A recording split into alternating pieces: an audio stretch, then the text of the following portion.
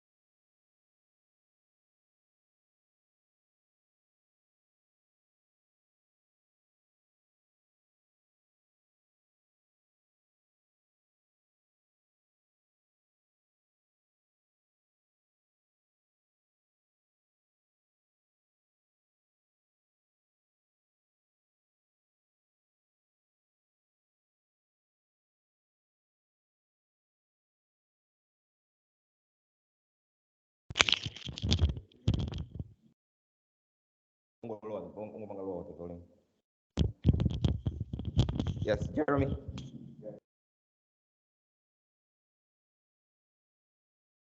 Hello, Jeremy. I am here. Okay. So I was just doing the introduction when I was muted. So I'll probably just restart all over again. But then there is about five of us this side. Okay. Yeah, we have Ambakisye. He is the managing director for West Solutions Malawi. Blessings Kamanga, the lead consultant with MERH. We have Staj Maundara. He is the founder of SOS Controbia and Baghdad Gaming Zone. And then we also have Faith Nyirenda, the founder for Mel's Kitchen. And then there is I myself, who's the founder and managing director for Assam City. Beautiful. Yeah, so we are very happy. We usually do this every Sundays, yeah?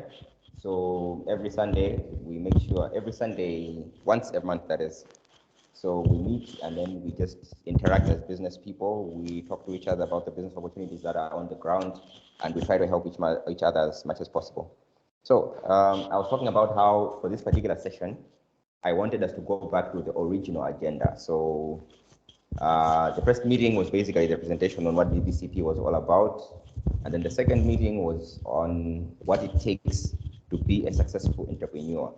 So this time around, I wanted us to look back at where we started, and that's to try to create an environment where our businesses are interacting with each other. So the activity that is going to be happening this side is we're going to be filling out the database for every member who's currently within the BBCP. So we're going to be taking down the founders' business names, when they started their businesses, and at what stage they are with their businesses. But let me see what the papers first.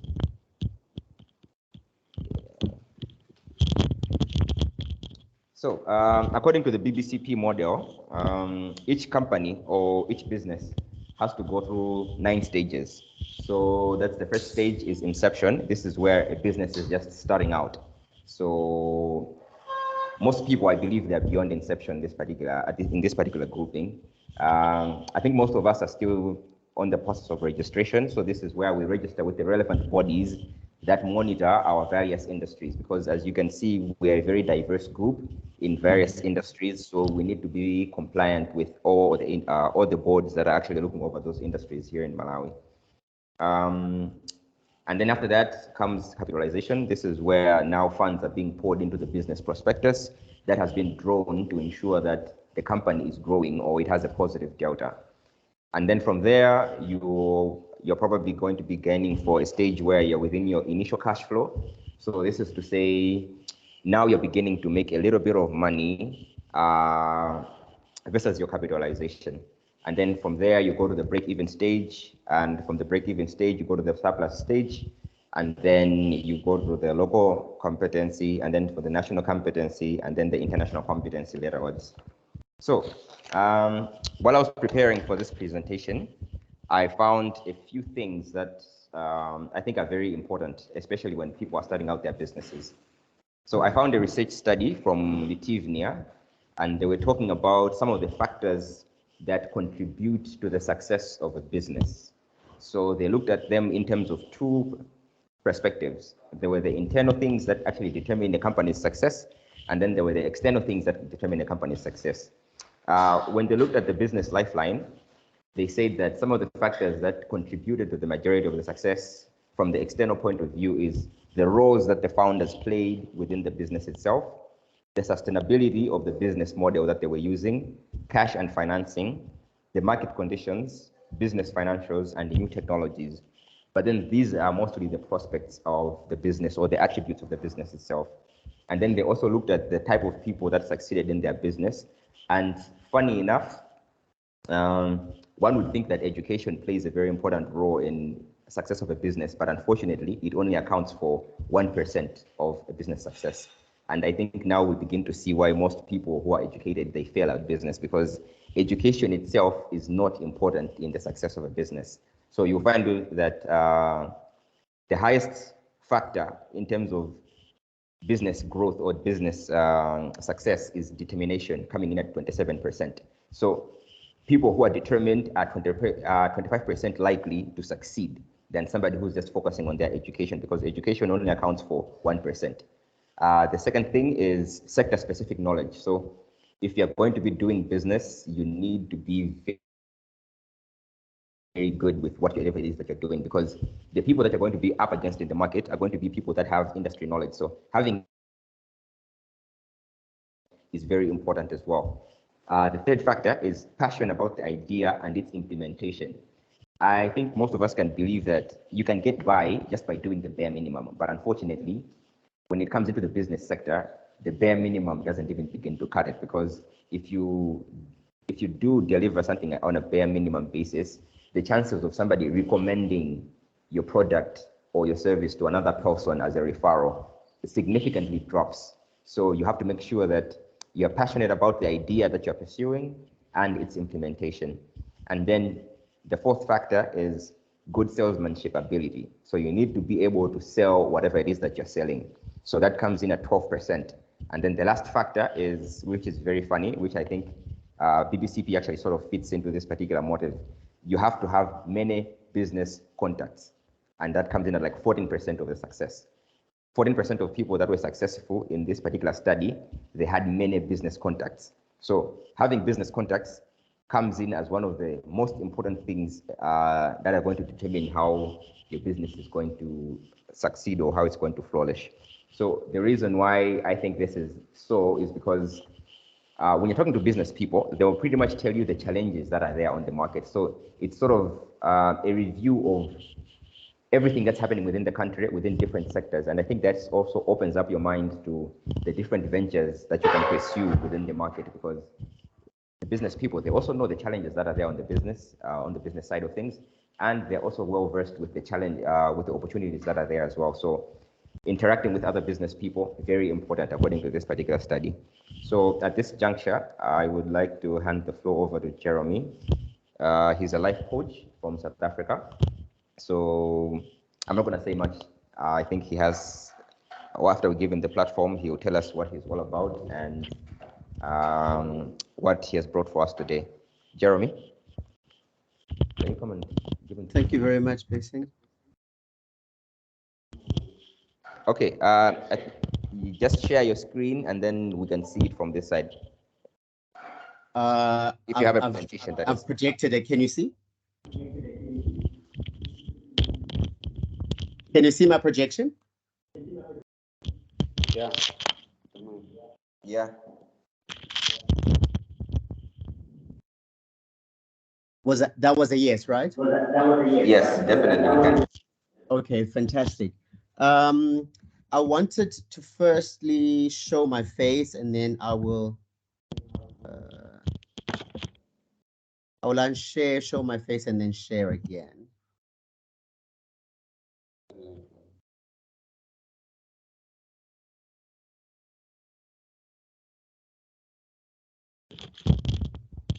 The camera won't. The camera doesn't. Are you able to see me? Not yet.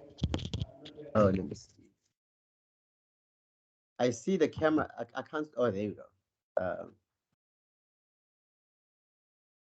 Yeah, now we can see. Now you can see me. Okay, I'm gonna switch off the camera. I just wanted to greet, and then I'll switch it off again.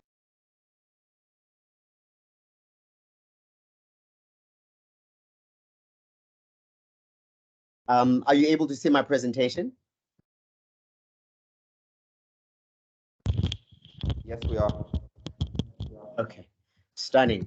As mentioned, my name is Jerome Lubabalo Jacobs. I'm originally from Cape Town, but I'm based in Johannesburg. But I was raised and was born and raised in Cape Town. I've lived various places, but now my place of residence is Midrand in Johannesburg. So my affiliation, you gave a little bit about me being a coach, which is correct. So I qualified as a coach in 2012 and work extensively in Cape Town, an area called the Cape Flats, with small, medium, and micro enterprises, particularly, focusing on people initially who were township and rural women who were baking. So getting them the necessary business skills on how to manage the books, how to manage their businesses, and so on. And then went on to work with medium companies within the metropolis of Cape Town, different companies from hair companies to exporting and importing companies. My coaching then went on to, the corporate space. I've actually included at the end of my presentation 2 of my clients, some of the big clients that I've worked with. I've included their slides. I love the business model that you bring, as well as the various factors and stages that you've looked at that would make a business to be successful. So the area of coaching that I'm trained in is called integral coaching, which means that it cuts across the various stages of coaching, from performance coaching to personal and business coaching. It's a very holistic way and approach to looking at a person and a system and an organization and groups, as well as what are some of the fundamental things that drive the individual to succeed or to fail, and what behaviors could be tweaked to change the behavior towards a considered goal. In wanting to look at this, I'm glad that you have this platform, in particular being a Sunday. In my time in Malawi, I enjoyed the jazz on a Sunday, and it's exciting to hear that people would gather on a Sunday to talk about business and not just focus on let's go chill at a jazz. Although I met a lot of business people there when I was there. So the hero's journey, Joseph Campbell talks about the hero's journey, because being an entrepreneur, really, you enter into a space of being a hero. And so Joseph details the different stages that a hero undergoes in order to claim what belongs to them, right? And as you enter, the very first thing that you approach, you first hear the call. You are called to become something. You are called to do something very good, very big. And the first inkling that the mind gets you to is the imposter syndrome, where you doubt your abilities, where you doubt yourself, where you question whether you're the right person for the job. And that plays very heavily into the mental health space. And as we move, one of the things I want to, touch on is what Stephen Covey says in his 7 Habits of Highly Effective People. He says it's sharpening the saw. And part of sharpening the saw is to look within. And there's mention of daily rituals and practices that one has to undergo, networking, which you touched on now with the 14%, and innovation that has to make sure that the business is abreast with the latest developments in order to succeed. Again, mentorship and coaching. And I break down entrepreneurship as a very lonesome journey that requires dedication, that requires one to be motivated and to stay the course. And I think it touches on the second stage and your reflective message that you're saying you've had the first and the second, and you want to go back and look at what are some of those factors, right? So staying the course and being dedicated to the business really is in line with what you say. So, and one of those things is to ensure that firstly we have due diligence. As we sharpen the saw, we have the registrations that are needed. We have the tax certificates that are needed. We have, in our case in South Africa, we have also a requirement to produce Black economic empowerment certificate. It's a requirement whether you're Black or white. You need to produce that certificate in order for you to be fully registered as a business to operate. And the aim is to win by any means necessary. And I'll elaborate on that. So I touch on a little bit on the hero's journey. The refusals to call. There are really 3 sections, 3 stages to this. The first stage is a stage of separation in the known world. And the last stage is a return. But the stage that is very much in the murky waters is the stage of initiation, where you delve into the dark and emerge out of that dark back into the light or the known world and perform in the manner that you should be performing. The refusal to the call, sometimes people would say to you, now, who do you think you are to become an entrepreneur? It's a very dangerous place. You'll go hungry. It's unknown. And so there's that inkling to refuse the call. Just on that verge of refusal, on that verge, and a mentor appears out of nowhere. Some supernatural aid provides itself or lends itself in the form of a mentor, a coach, a church leader, an imam, or a business person who's walked the path before. They suddenly appear in your radar and you're able to touch and link up with them and find, the necessary things. Paulo Coelho, the author of The Alchemist, says that when we want something and we really want it, the universe conspires to bring it, to make sure that it happens. So we're never alone in essence. As much as I've said that it's a lonesome journey, but we never are. The universe is backing us because it will conspire and ensure that whatever it is that you want, you get it. Be it answering to the call or retreating from the call, deciding I'm not going to do this. It will make sure it supports you in not doing it, or it will support you into doing it. Eventually you cross the threshold. You decide, yes, I'm doing it. You cross the threshold. The mentor will just guide you. You need to do this. You need to register your business. These are the stages. These are the factors. These are the, the space that Jake has created.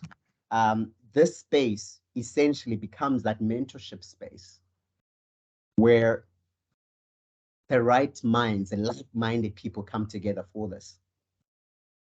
But the minute that you do that, the minute you step into the unknown, you start finding allies, people who will support you on your way, and new enemies emerge that you didn't even know exist.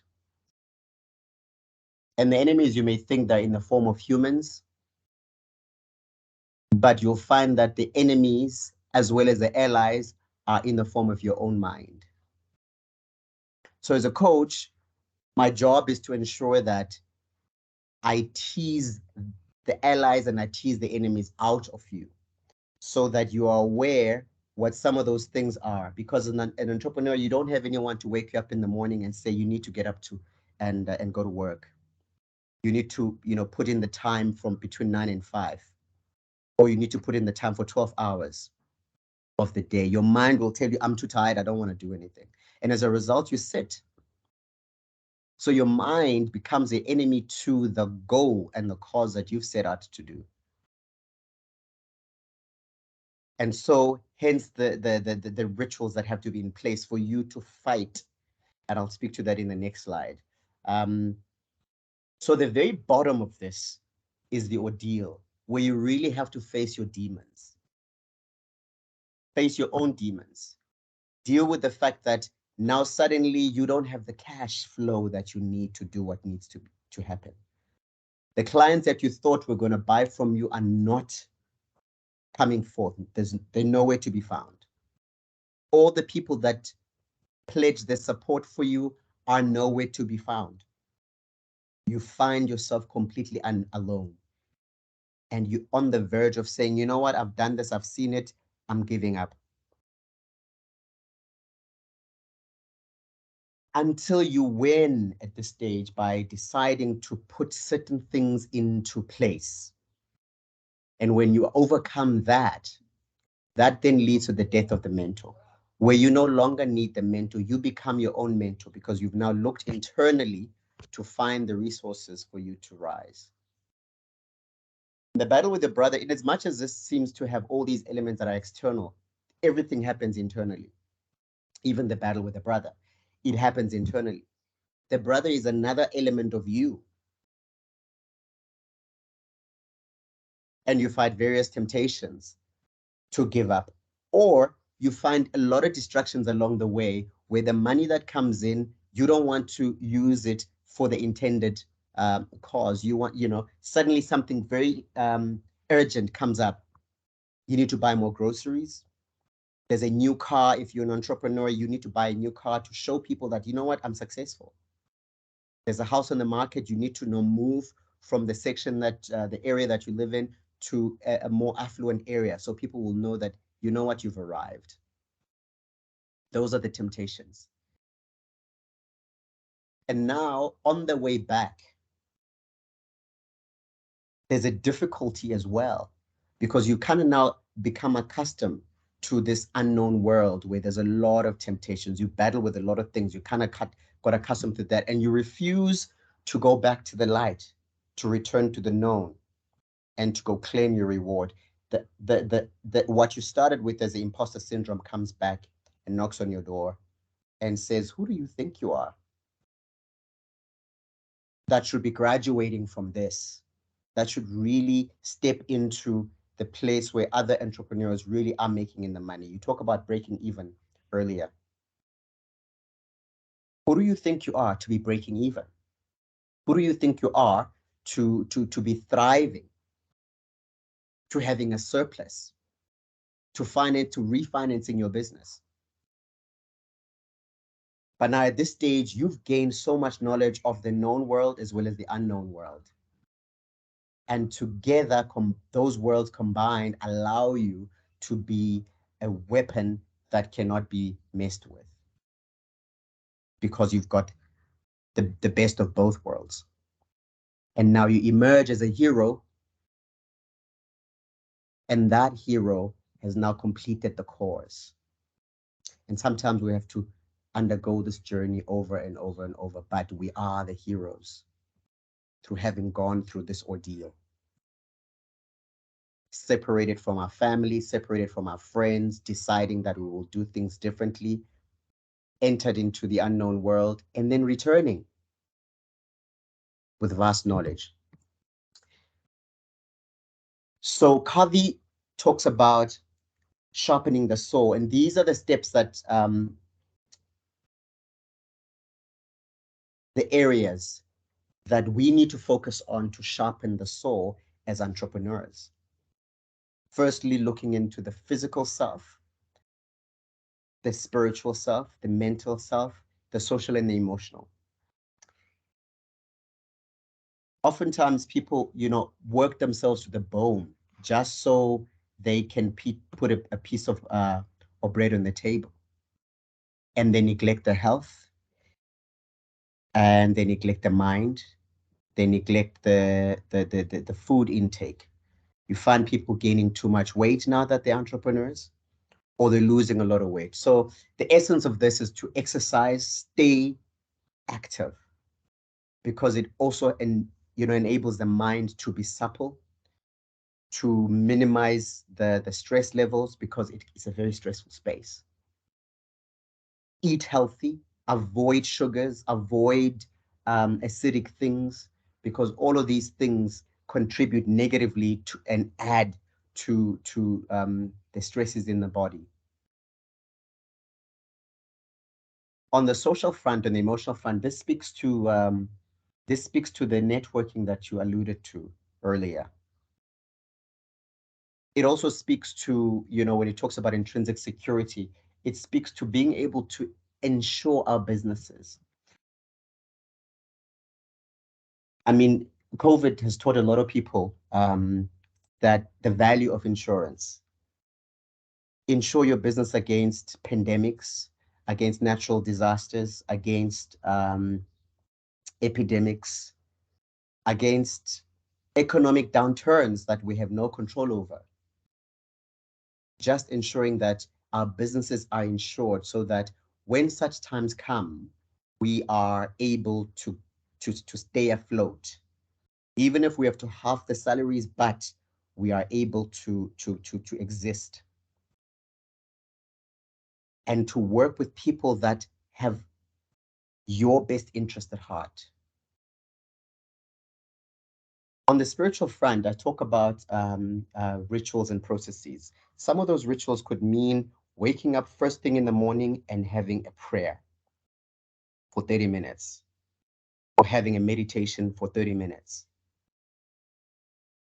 or writing in a journal for 30 minutes, or studying. You mentioned that education is rated as 1%. I want to qualify that statement, because oftentimes people will think like, I don't have to have, formal education. Formal education plays a role. However, the continuous studying, continuous learning, do short learning programs, short learning courses, short courses and things like that, constantly sharpening your craft, studying every moment, speaking to the people that are doing it best, committing to that. Those are rituals that are needed for one to be effective in what they're doing. You also mentioned the issue of customer service. And I will speak to my experiences, because when I visit, new countries, I love to check how people treat strangers. I like to check how people treat customers in their places. I found a lot of talent in Malawi. It's just, I was baffled, completely baffled by the amount of talent that I found. And I think in one of the slides, I'll talk to some of the decisions that I made, subsequent to that. But I want to conclude this slide by talking about the mental side of sharpening the saw, making sure that we read everything we can in the line of what we're working in, visualizing ourselves being successful, visualizing the amount of money. There's talk when you meet an entrepreneur, like, the first question you ask is, how much money do you want to pay yourself at the end of the month? What salary do you want to pay yourself? Because oftentimes we just think all the money that comes in is our money. but to make a separation and saying this belongs to the business, not me. And I earn a salary based on what the business gives me. So setting an express figure and saying this figure is what I will pay myself for the work that I put in growing this company is absolutely essential, because it will then spur off what other people get paid that then come in to ensure that the company grows to the different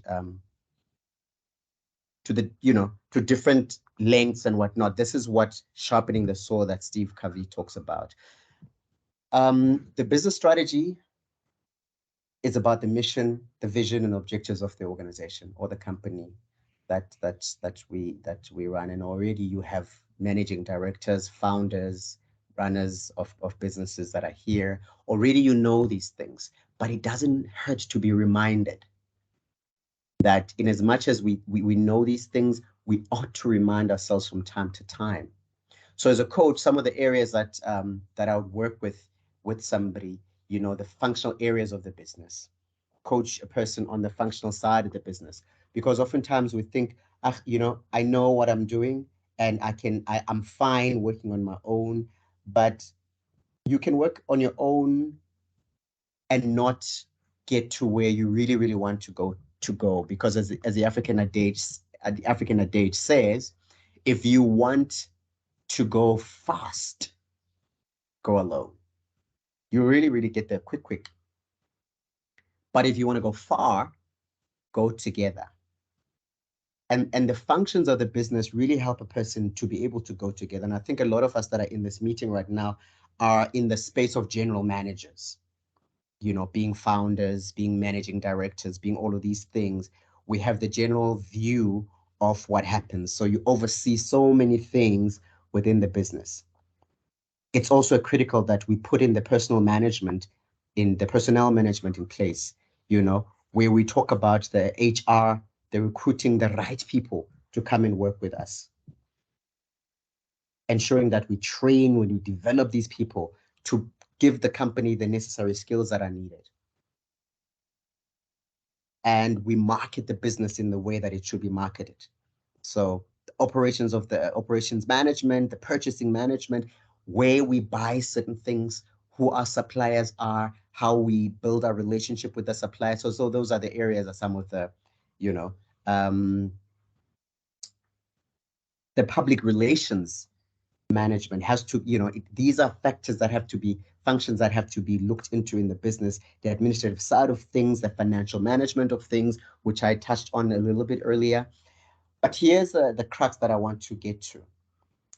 You talk about the inceptual stage of the business, and as you talk about the different stages, the 9 stages, but the first, I think you eventually, going global. The intra-Africa trade. Last year, South Africa hosted the first intra-Africa trade fair in South Africa. It was held in Durban. I was booked to go to that meeting, and something came up. I wasn't able to go eventually, but I'd already paid the ticket and the hotel, so all of that got forfeited. And looking at some of the companies that came from different countries within the continent, it was phenomenal, because it was a hybrid. Some was online and some was physical. It's over $4 trillion, this intra-Africa trade. It's a lot of money that us as a continent can benefit from. And I know oftentimes you would look that, you have a business in Malawi and you probably are thinking, so how do I ensure that I go and open a branch in Blantyre, for example, or in up north in Zuzu, or in any other area, and not thinking at all about how do I establish a branch in South Africa? How do I establish a branch in Namibia in what I'm doing? How do I do what I do in Lesotho? Because you can grow as much as you can within the little bubble. but where your next best line of defense rather is in intra-Africa trade. I'm going to give you an example of a guy in China who was selling, and I talked a bit about insurance when um, so the baby formula, there was a big debacle in China about baby formulas where a company sold baby formulas from China and babies died. The government had to recall and close shop for everybody that was producing baby formulas because of that. So all that export market died for a lot of them. There was a guy who was importing that whole time. He had studied overseas and he was importing baby formula and selling imported baby formula. So he was the only one who survived, and he's now a multi-billionaire because of that. His foresight was, you know what? I'm going to go with what has a high degree of quality assurance. And that helped him stay afloat. And as a result, today he's ventured into various other businesses over and above, importing and selling baby formula, ensuring that our businesses are registered. There's the insurance and liability. So some of the businesses we have would think, I don't need insurance. If you work with people, liability insurance is a must. If you work with food, you said somebody's doing the kitchen. If you work with food, if somebody eats your food and gets food poisoning and sues you, what happens? Okay, so a little bit about mentorship. I did mention in the hero's journey that earlier on in our journey, we meet a mentor. Either meet somebody that has done the work very well or that has failed thoroughly doing it. One of the beautiful things in business is to fail in business. And it's oftentimes one of the things that we fear the most, failure. It's the best teacher. There are people that have failed many times in business. Each time you fail, you look back, you bounce back and you say, listen, I need to get up again and do it. Because you enter into an unknown world.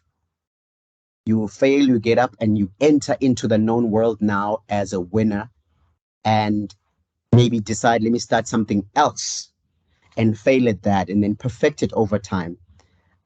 So a mentor could be somebody that's failed many times and can lead you by the hand on your path to what you do. It's different. Oftentimes we misconstrue mentorship and coaching, whereas a mentor is an expert in the field you want to be mentored in. A coach, on the other hand, is a thinking partner.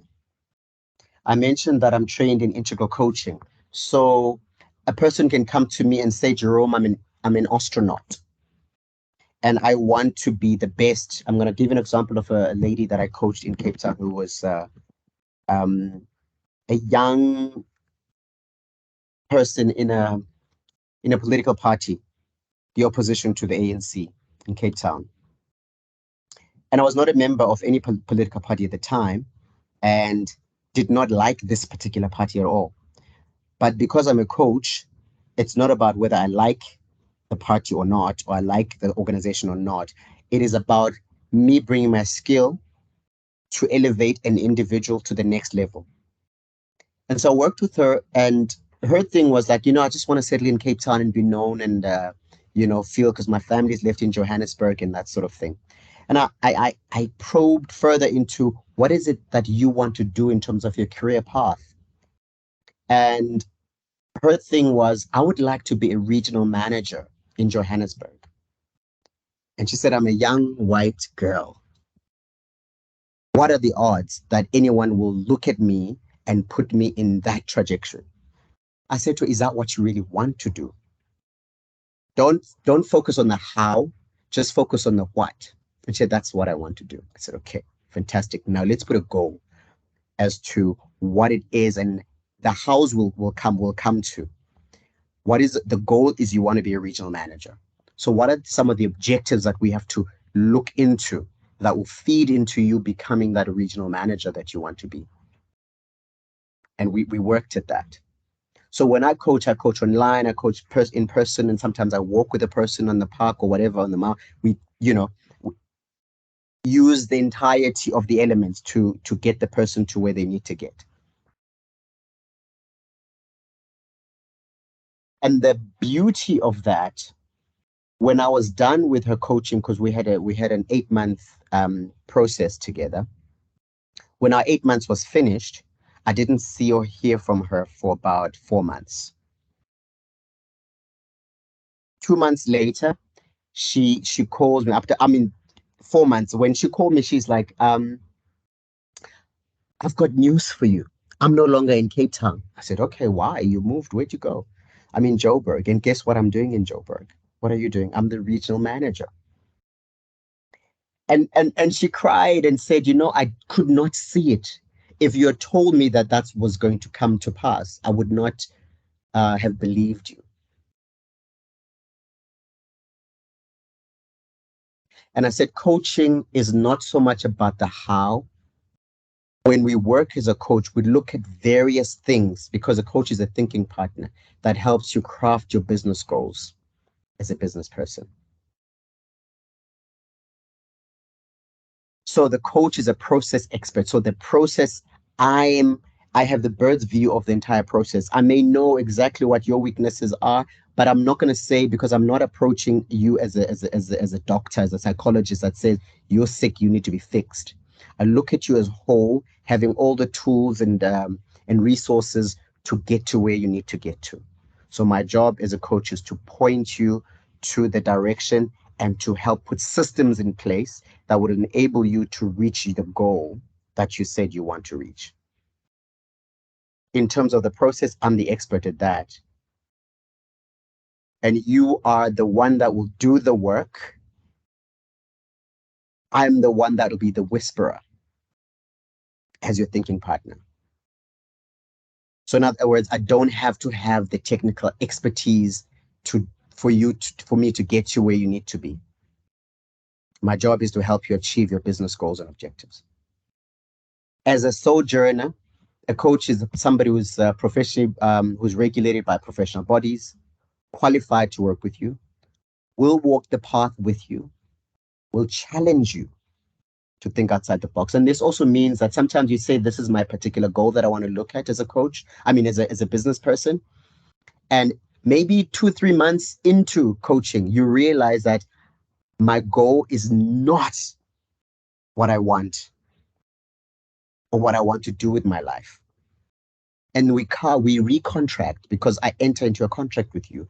So we recontract, because my thing is that, are you willing to do whatever it takes to get what you said you would get? Because some of the challenges will be completely out of your comfort zone. How you manage your time, how you manage yourself can be completely uncomfortable. I'm going to give you an example of the difficulty of that. A friend called me and said, Jerome, I'd like you to work with my husband, whose health is waning very badly. And I'm worried. I've got 3 kids. I cannot be a widow. Please. And I said, okay, I'll move in with you. So I moved in with them for a month here in Johannesburg and worked with the husband, changed his diet completely, was obese, changed his diet completely. He got better. He was able to walk. But one of the things that happened in the losing of weight, because he was he's a known business person, and he decided, you know what, Jerome? Yeah, this diet is good. It's really gotten me back on track. But what I'm not gonna do is to lose weight and to be skinny, because I'm not gonna be respected. I'm not gonna have the necessary respect amongst my peers.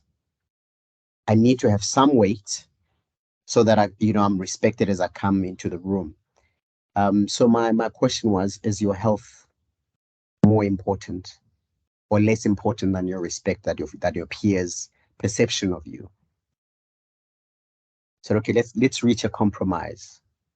I don't completely change my diet, but I eat in a way that will provide me some level of, constantly staying healthy. And then my journey was with him was done. I said, okay, we're done here. I'm leaving. Sometimes people, will agree to things initially and along the way decide, actually, this goes against this particular principle of mine.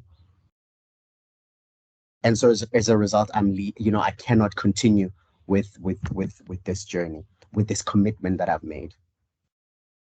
Coaching helps you to see the vision and also to develop the inner muscle to walk the path, because that's quite essential that the inner muscle be developed.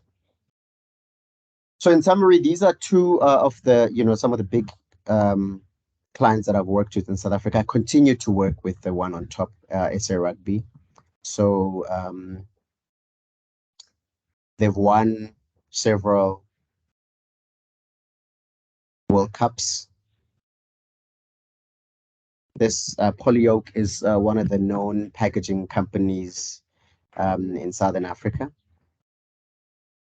So coaching per se is a very powerful tool to help your business stay focused on its strategic imperatives and reach its goals. So it is an investment for a business to invest in a coach, to pay a coach, because the coach becomes a thinking partner. Sometimes, a person could say, I have an idea, I have a beautiful idea, I want to implement this idea, but I don't have the people skills. I'm not a people's person. And you cannot be an entrepreneur without that. You need people. Because oftentimes your finances will dwindle. And you need to know a person that would say, you know what, I'll keep you afloat for this long. So that people skills need to be developed. And so a coach can help you to strengthen that particular muscle, or that particular weakness to be a strength.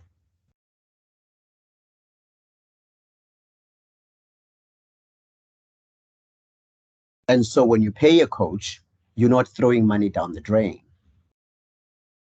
You're in essence strengthening yourself to say, I need to sharpen the saw that I am, so that one day when the opportunity emerges, I'm ready. Thank you very much.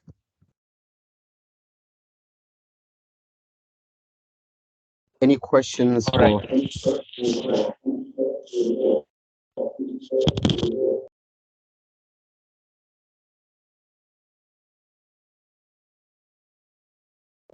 All right, thanks for the presentation. Thank you. All right, so I think we should open the floor.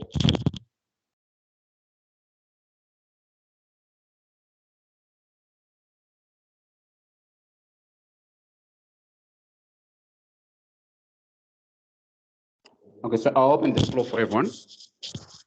If you have a question, you can ask.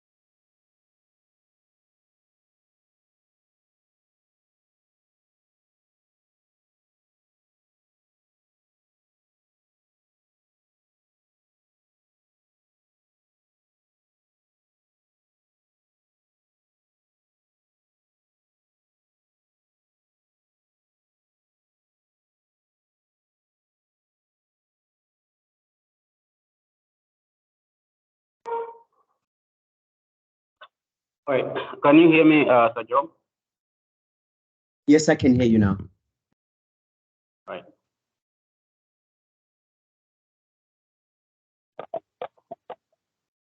Any questions, comments?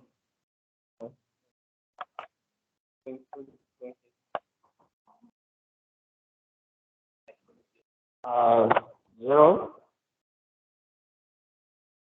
Hi, I Can you can hear hear you. me? I can hear All you. right. My name is Amakisye, and Sorry, I just say your name again, please. Amakisye, the best name I know. Okay. I just want to thank for your presentation. It was nice presentation, and most of the things which you tackled in your presentation are the things which I personally, as a business person who I'm just starting out, I find that they are more relevant and so productive, especially the part of the coaching and mentorship. I find it very nice and very productive. And the other part where you were saying that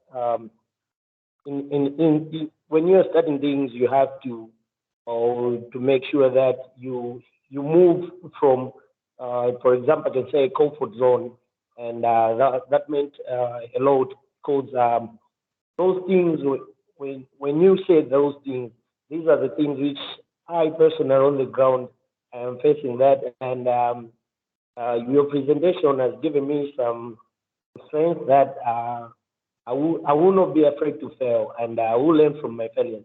Thank you so much. Thank you so much for that. You're absolutely correct. The journey is really to leave the comfort zone. It's part of that separation. You have to separate yourself from the known. And as a result, when in the hero's journey, where the friends and the enemies emerge, sometimes the friends become the enemies that decide, oh, you think you're better than us. You don't want to hang out with us anymore. Um, or even family members. But sometimes it's just your mind, deciding these things.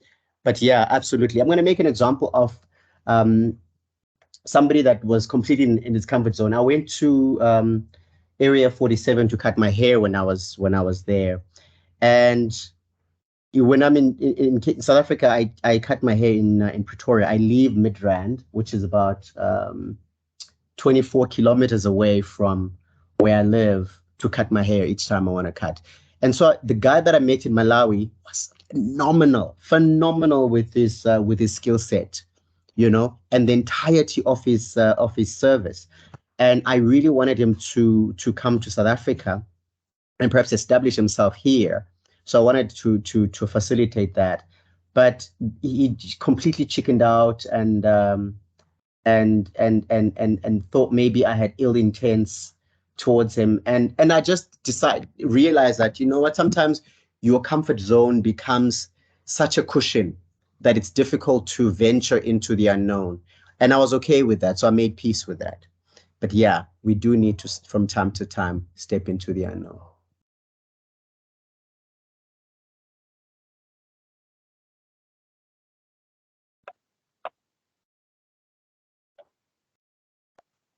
All right. Thanks for the session again. My name is uh, Mr. Blessing. I've established a consultant system right now. So yeah. My main question I wanted to ask you was, okay, how do other people or firms, how do they contact you apart from the number? Will you be able to provide us maybe some other contacting avenues? Because I believe this will also be publicized to some of our members who are not present right now. I think that's the main question that I had.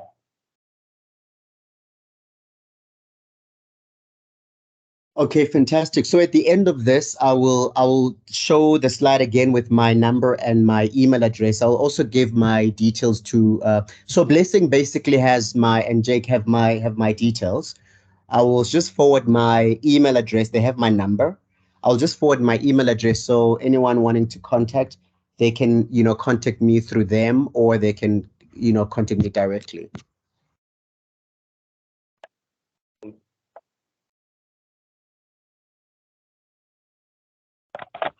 Hello, Jerome. Hi, I'm here. Hi, this is Tariq. Say that I again, just have sorry. Tariq. Okay. Courage. Okay. I just have two questions for you. The first one, I was just wondering, I was just trying to check your I would say like your moral compass when it comes to coaching. Like, would you be willing to coach me on a business venture that's maybe morally controversial? Say maybe like I would like to get into open maybe a website like OnlyFans, which exploits. Some people might say it exploits girls. I don't know, or something like that. It's a morally controversial venture. So how do you handle stuff like that? Do you just go for it all, or maybe you also gauge the morality behind the business? If someone's trying to get you on board. Okay. Thank you for that question. It's a very important question. However, I'd like to get an example of what would be a morally um, you know, controversial business, because I come from South Africa, and here a lot of things go. We've got even cannabis is, for example, as a business, is legal. It's legal for us to plant cannabis.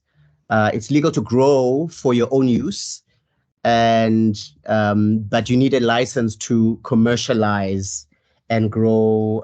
But I'm just making an example. But in your case, just give an example, and then I would Okay. say yes or no.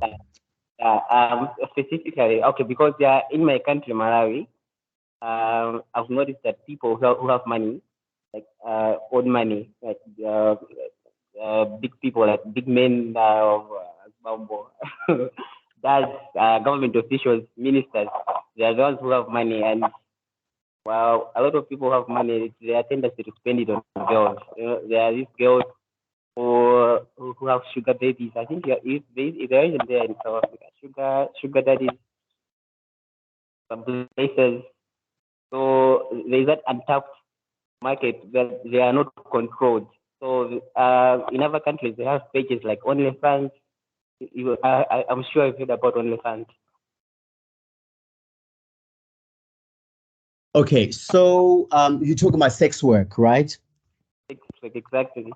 Right. So sex work in South Africa has not been regulated. It does happen. So it is a thriving business for a lot of men and women. It's not just women who are in the field of sex work. So it's men and women who are in the space. And there are brothels that are regulated. There are so it's a very technical thing, because there is a white paper on a green paper on the sorry a white paper on Parliament's table to say legalize it, make it legal. The only time in South Africa where it was legal, it was when we had 2010 FIFA World Cup. Then it was called sex tourism. In that regard, a lot of places were open to, freely, because we had people coming in from all walks of life. The whole globe was in South Africa, essentially. So in that regard, I would rather, so what I would coach you with, I would coach you on looking at regulations. How do you work with a regulation, as opposed to saying, let's work? Because for me, the ethics, because I said I'm guided by I'm guided by an ethical body. So as a coach, I have to be ethical. So part of the ethics were to look at the legalities in your country and to work within the gambit of the law. Mm-hmm. So it's more about the legality of it, or and not the morality of it. It's very much about it's very much about the legalities, because whether we want to, because morality can be subjective, right?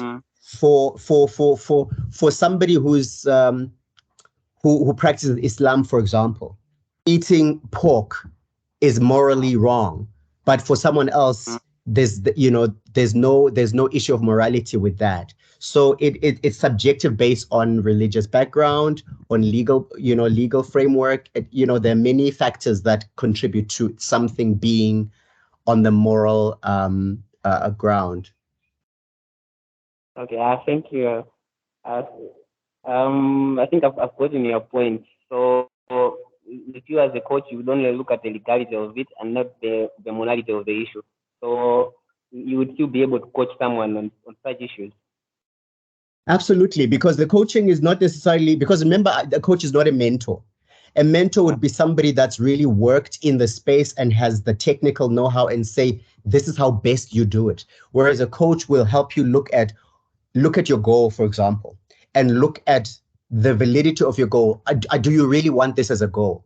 And then because I will scrutinize the goal itself, and I will look at the objectives and challenge you to a point to see, is this what you truly, truly want to do? Or was it something bigger that you wanted to do, but you're seeing this? So you could find that, for example, you've seen the young women as possibly the tool to the politician's appetite and businessmen's appetite, right? So whereas I could work with you to say, can we find a way to protect these young women that are vulnerable from the throes of these powerful men with money? And perhaps you could find that brings you more money than you would have thought, providing them, taking them and providing them as a service would bring you money. Okay, that makes a lot of sense for me. Okay, cool. Thank you. Fantastic. Yeah, hello. Hello. Hi, I'm here. Yeah, this is Jake. Oh, hi, Jake. How's it? Yeah, thank you for the wonderful presentation. It's really been an eye opener, and I think it's coming in a very relevant time period, especially looking at the fact that I think for most entrepreneurs here in Malawi, we don't really consider ourselves as a business hindrance. So we look at the external environment without really analyzing if we ourselves are qualified as people to take our business to the next level. If you know what I'm trying to say. So I think this is coming as an eye opener because you find that professional athletes, in Malawi, it's not very common for people to actually help coaches, help them to achieve their business goals because it's a little bit unorthodox. So yeah, I just wanted to give you my remark that I think this is a very, very wonderful presentation. And if there is anybody that actually is in need, then I'm pretty sure that they would actually reach out to you. But then before we get to that point, perhaps people here might just want to get an idea of your charges, whether you charge based on value in terms of commissions, or you are the type of person who actually charges like per hour or per session. So just tell the group what the financial model looks like when they have to work with you. Thank you so much for your beautiful remarks. Thank you. So basically, the coaching, working with businesses it's even individuals. Coaching is not something you do every day. So my recommendation is once a month you meet with a coach. So I would contract with you to work for 8 months. For example, 8 sessions. 8 sessions will be 8 months. So once a month, when you know that around this time I would have, gotten my monies from my clients and my whatever, around that time, and then I'm able to pay for coaching. So I charge per hour. The hour to an hour and a half. So I don't necessarily go to an hour and a half because once I go beyond an hour and a half, then it goes into the second hour. So you charge per hour and it's once a month. So the charges are not based on commission. Basically, I set a contract with you to say, this is what we're going to be doing, and this is how we're going to be doing it, and look at the role that you play in an organization, the size of your organization, the involvement that would be needed for that, because it's different for businesses and individuals where you work with an individuals. Startups pretty much fall under the, almost like the individual, which the price is lower than a medium business or a corporate. But yeah, I would definitely look at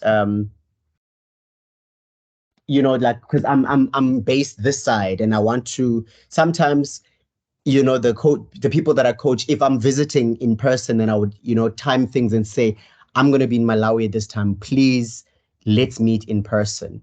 But on the most part, we would meet like in this particular fashion, either on WhatsApp call or on MS Teams or videos, because that works just as powerful. Because, when I coach, sometimes I have people overseas that I don't see face to face, but I will, see on video or on audio.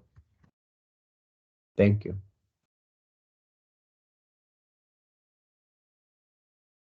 Jerome. I am here. Yeah, the people, I think,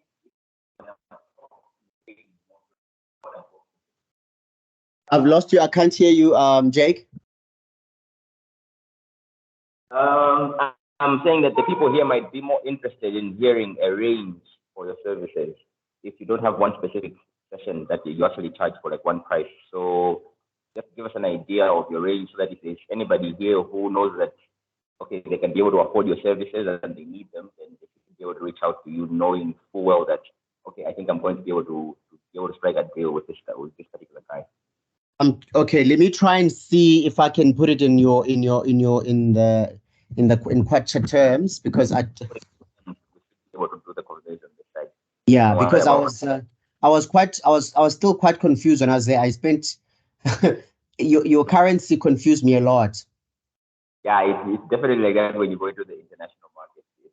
You have to know your rates. You have to know your rates. I think right now the rand is trading around 70, 80 for a or thereabouts. 5, yeah. Trading at 75. So if you give us a range that side, then you should be able to Kwacha.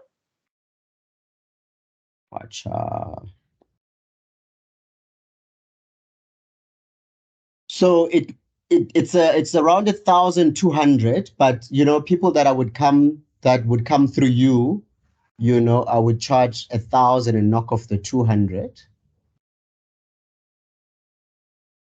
Yeah. That's for a session, yeah?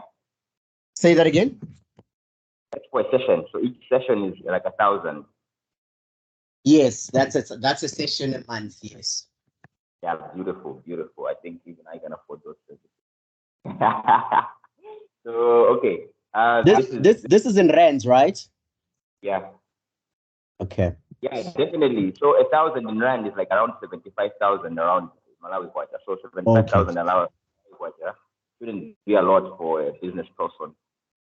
Sure. It's like a petty cash for a Malawian business right there.